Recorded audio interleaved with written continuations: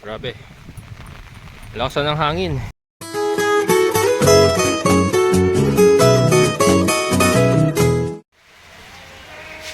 Ayan. Wasak na yung ating tabing mga kabokals. Ito yung tabing sa ating kusina dito. Itong isa wasak na rin. Ayan. Gawa ko ng paraan mamaya kung pwede kong hatiin pa. Kasi mamayang gabi ang baka kalakasan ng hangin eh. Hindi na kaya nung kanal yung tubig. Lakas sa ulan. Napakadilim. Time check alas 3 ng hapon. Ito gagawin ko mga kabokal. Ipo-pull out ko muna itong ginawa natin barrier. Lalagay ko dito sa taas. Tapos yung isang yero na yon, ayun oh. Yung isang yero na yon, kukunin ko. Lalagay ko rito. Doon muna kayo, doon muna. Ayan, kasi ito pabigay na rin ito eh.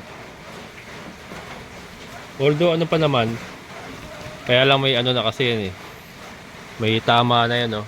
So mamaya pag lumakas ang hangin, baka mapunit yan. So dito itatapal yung pinolik na dalawa doon dito. Tatapal natin dito. Para at least hindi pumasok yung tubig. Ayan. Tapos ng tubig dun sa palayan na makabukas, hindi ilog yan. Palayan ni Tata Pabling oh. Tapos ng tubig, palayan yan. Ayan, ayan. Palayan niya mga kabukas na taas ng tubig. Kaya bumubuhusan naman yung malakas na ulan. Alas mamayang mga alas 8 daw ang tama sa Aurora mga kabukas. Mamayang gabi. Aurora kasi ang problema kasi yung pag tumama sa Aurora, malapit na tayo ron eh. Ayan o, mga kapaligiran natin. So ito yung prioritize ko. Hindi pa sila kumakain. Kasi inuuna ko itong unahin ko muna itong ayusin yung kanilang Magsasakati pa ako. Dahil hindi ako nakapanakati kahapon, umalis tayo eh. Bumili ako ng darak eh. Pero unahin ko muna ito. Ilalagay na natin yung papako lang naman yan.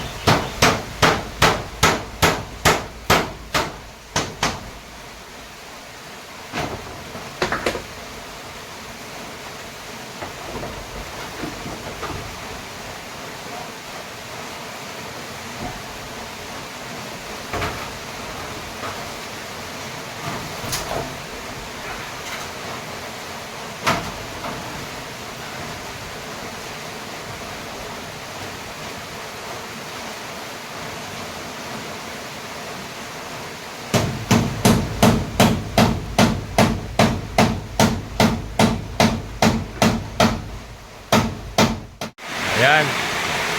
So at least meron silang panabing kahit papaano, kahit may mga kulang-kulang, at least hindi sila direkta mababasa talaga. Ayan. And ito, sana mag-hold ito. Sana mag-hold. Inaasahan po natin na malakas ang hangin mamayang alas 8 nga pagtama sa Aurora onwards. Kasi Aurora tapos tatawid pa yan eh. So, di ba? Ito nga, napakadilim na naman oh. Mag-alas 4 pa lang oh. Umubusa naman yung napakalakas na ulan. Wala nang tigil mga kabukas. Pagpapahinga lang ng konti na mga ilang minuto, tapos babalik na naman. So ayan, magsasakati muna ako para may ayos kong sila. Tapos yung layers pa, ayusin pa natin yung layers. Tapos si Milky, hindi ko pa napupuntahan si Milky mga kabukal. Baka giniginaw na rin yun doon ah. Ito muna, kuha muna ako ng damo.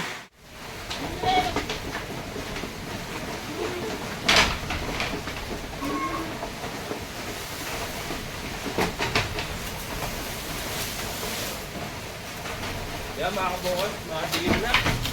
Pero ano pa lang ha, 40 pa lang. Pero madilim. Konti lang nakuha ako. Kasi ayusin ko pa si Milky sa kay mga manok natin. Ayusin pa natin. Hindi lang, may makain lang muna sila ngayon. Talaga, may bagyo tayo eh.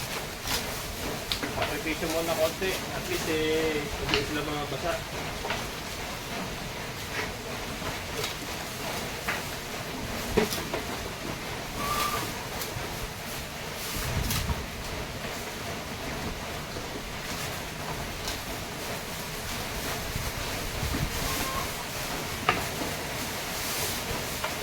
Medyo lumalakas na ang hangin. Problema ko sa si Milky mga kabukal. Parang giniginaw na, nanginginig yung kanyang pigi.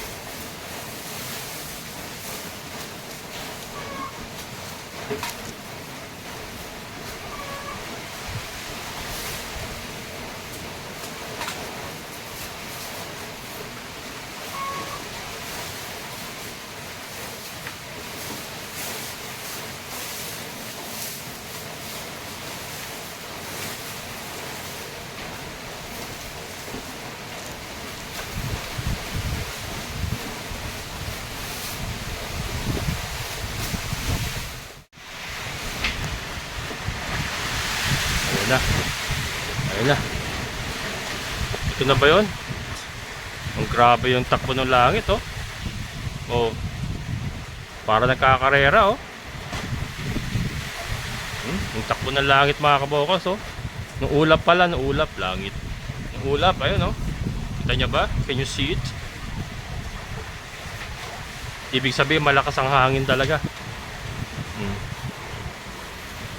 Yan, punta nga si Milky mga kabukals. Ito, okay na to mga to. Kakalat ko na lang. Dilim na. Dilim na. Kalat-kalat na natin.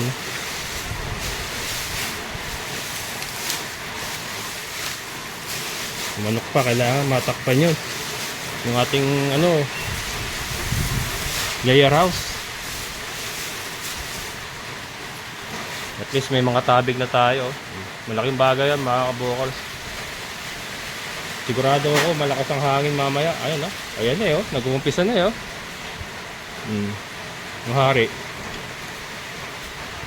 Ayan. Okay naman yung kanyang tabing. Dito lang. Pero at least yung yero mahaba. Mahaba yung yero. Ayan o. Ito yan eh.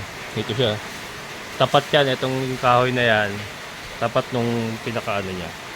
So mahaba pa yung yero palabas. Kasi dagol matibay naman yan mga kabukas. Ito kasi iniingatan ko. Si dagol kasi never nagkasakit yan. Never. Kahit nababad sa ulan dati yan, hindi nagkakasakit. Ito lang ito, iniingatan natin ito mga ito. Pero siyempre si dagol din, kailangan natin ingatan yan. Hari yan eh. Bida yan eh. Tara, labas tayo. Tingnan natin si Milky kung ano ba gagawin ko kay Milky. Wala pa sa kwadra.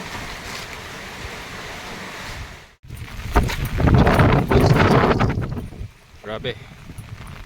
Lakasan ng hangin. Nakalimutan ko pala yung gate nakabukas. Lakasan ng hangin mga kabokals. So si Milky, inahon ko na to. Doon sa baba to kanina. Inahon ko na rito. Kanina yung pigi niya, kita ko nanginginig. Ay, nanginginig pa rin mga kabokals. Ayan o.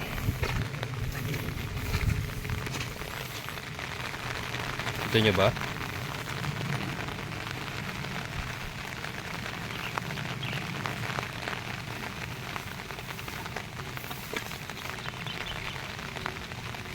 Nanginginig pa rin mga kabokals. Hop! Nagpupo pa. Nanginginig pa rin siya. Giniginaw mga kabokals. Nanginginig yung pigi. Ano kaya gagawin ko dito? Wawa naman. Itong ulan na to sigurado magdamag ito. Hanggang bukas ito. Saka matindi hangin nito mamaya sigurado. Kasi ngayon nga nag-uumpisa na maghangin eh. Naghahangin na eh.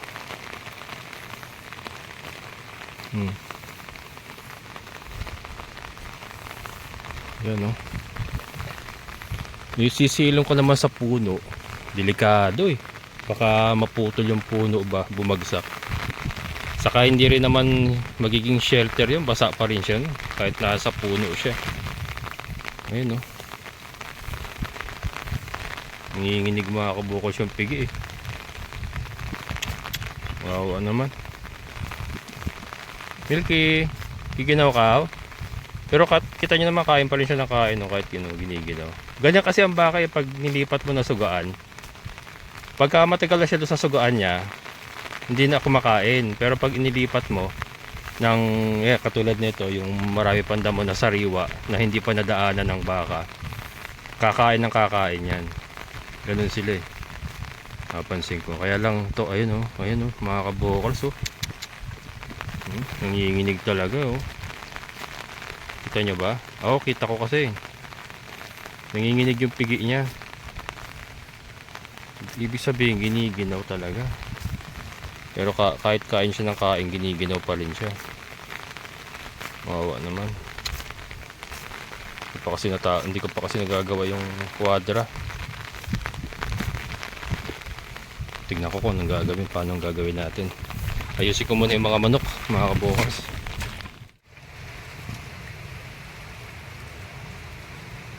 Best friend forever. Ating mga doggy mga kabukals. Okay naman sila sa kubo pero ipasok ko sa bahay mamaya. Silang dalawa. Ipasok ko yung mamaya. Beauty. Ayan mga kabukals, nandito tayo sa ating layer house. Kakapakain ko pa lang. And ayan, ibinaba na natin yung ating takip. Ayan mga kabukals. Ito yung eggs natin na na-harvest natin for today.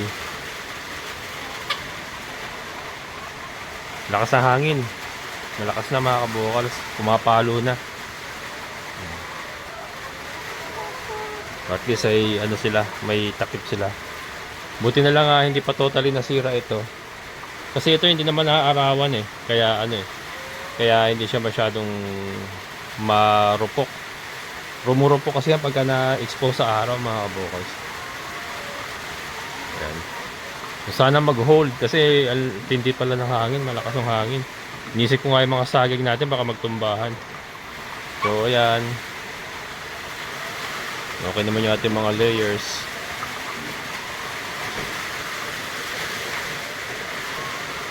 Yan. Mahampas mga kabukals.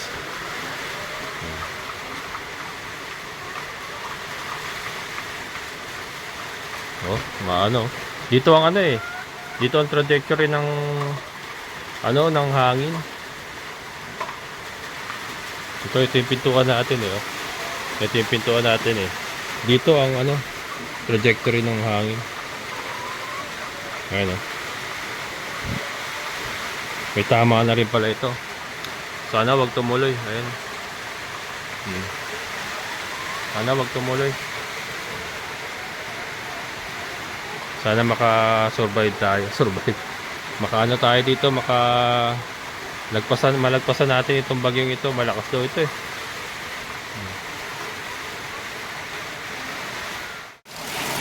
Ayan mga kabokals, time check 7:15. Wala na yung solar natin kasi walang araw kanina. So ito yung Sikanor. May pupo. Bukas ko nalilinisan. Ayan. Okay naman sila mga kabokals. Nakita nyo naman. So, dry dry naman yung kanilang kinalalagyan. Ayan.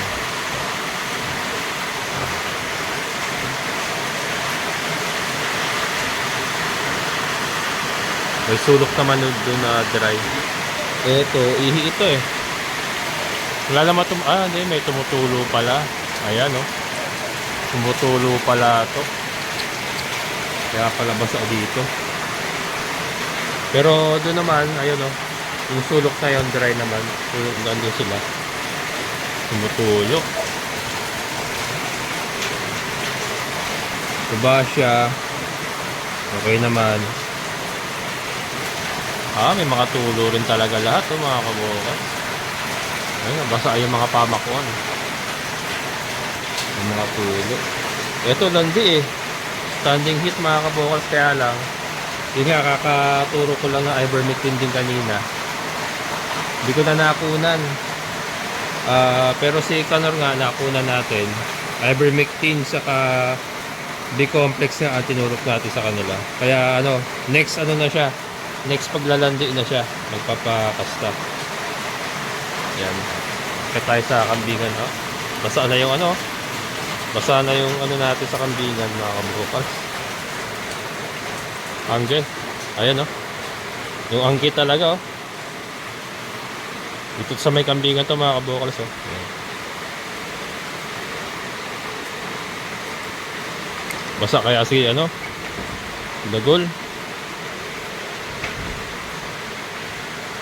Dry naman dito. Nasa sangga nito. Nasa sangga. Pero dito nga basa. Ayan yung hagdanan. Si dagol. Okay naman si dagol mga kabokals. Hindi naman siya nababasa. Ayan Brad! Kaya kumakain pa rin sila makain pa rin. Kung malaking bagay yung nilagay natin. Ito, wala warak na mga kabukal. So kung wala itong yerong nilagay natin kanina, ala na. Ayun, warak na Buti nalagyan natin ng yero, at least merong sumasangga. Ito, okay naman. Yan. Makita mo sa flooring Ayan dry naman yung flooring nila. Ayan. Makain pa kayo. Nakinan siya ni Bambi Nakinan siya. So yun, okay. Okay. Ayan yung ating mga breeders. Tingnan natin sila. Ayan. Dry naman mga kabukal. Yung ating mga breeders.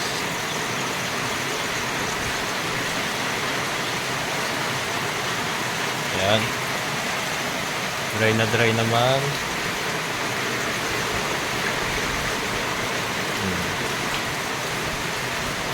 Saging natin mga kabokals Sana wag napakalaki niya mga kabokals yung carbon dish natin. Yan. Okay, ating mga breeders, okay naman sila. Uy! Ikaw pala yan? Landing mga kabokals Standing hit talaga. Ayan. Hindi mapakali. Kimberly. Diyan ka na. Malamig ba? Malamig? Malamig daw Malamig. Kailangan niya ng init. Ayan. Ayan yung ating mga doggy-doggy. Ayan. So, itong dalawa na to sa loob ng bahay matutulog yan, dalawa na yan. Ayan. Si Chloe. Ayan. Okay naman si Chloe kasi may ano yan eh. May tabing naman yan, saka may bubong naman yung kulungan niya. Si Hope, tignan natin.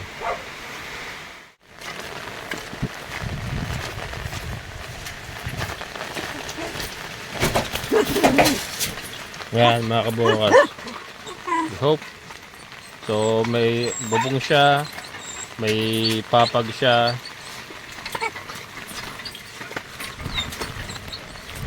Tignan natin. Ano to? Kanin na may dog food. Lahat sila ganyan na kinakain.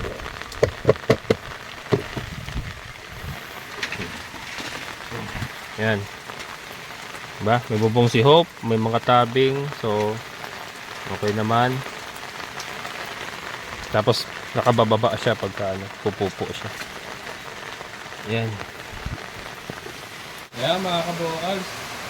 So, nag-decide akong ipasok kasi Milky ito na lang sa kusina natin para at least hindi siya na-expose sa ulan kasi kalakas na mga kabukals, humahagupit na yung hangin at saka yung ulan talagang magpapahinga lang ng mga ilang minuto tapos babanat na napakalakas. So, ayan, at least nandito siya may bubong tapos may trapal tayong kapiraso. Nasira na kasi yan, tinapwesto na lang yung nawasak. And then ayan, at least nakakaano pa rin, nakakasaga pa rin ng na angge. Yan. Okay ka dito? Okay ka dito? Okay lang yan, magkakalat. At expected na yan mga kabukas, magkakalat siya, sigurado yan. Pero dadakutin ko na lang and then uhugasan na lang natin pagka humupa na yung bagyo, pagka pwede na ulit siya sa labas. Pero bukas naman ng ng umaga, ilalabas uli natin siya. Gabi lang kasi mga kabukas kasi nakakaawa naman na magdamag kasi kanina maghapon na siyang basa. Tapos magdamag pa siyang basa, tapos malakas pa yung hangin, malamig. So nakita ko kasi kanina nanginginig na yung pigi niya. Kaya ibig sabihin giniginaw na talaga siya. So, ayan. May baka sa loob ng kusina. Ang ating baka sa loob ng kusina. Ayan. Ayan, si Milky. Hindi ka nagiginawin dito. Social ka, nasa kusina ka pa. So ayan mga kabukals, ako'y maliligo na rin. So stay safe. Napakalawak pala ng sakop niya itong Bagyong Uwan. Ayan, so malakas pa. Sabi kanina super typhoon na raw. So mag-alas 8 na pala ngayon, alas 8 na. So nag-landfall na siguro niya sa Aurora. And then yan, hindi pa tapos kasi baka daw magbago ng ng direksyon. Kaya naka-standby pa rin po tayo, kaya sana naman ay wag masyadong mapinsala itong ating lugar and sa mga ibang lugar pa po ng ating bansa. So ingat po kayo mga kabokals, yan, stay safe and pray lang po tayo na malagpasan po natin ito. So yan, at si Milky ay matutulog na at ako'y maliligo na. Ayan, maraming salamat sa lahat ng mga solid kabokals. Maraming salamat sa inyong patuloy na suporta. And, syempre, sa ating kaibigan po ni Sir Boyet. Sir, thank you so much. Maraming salamat sa inyong muling pagsama. Ingat po kayo. Amazing na buhay. Bye-bye!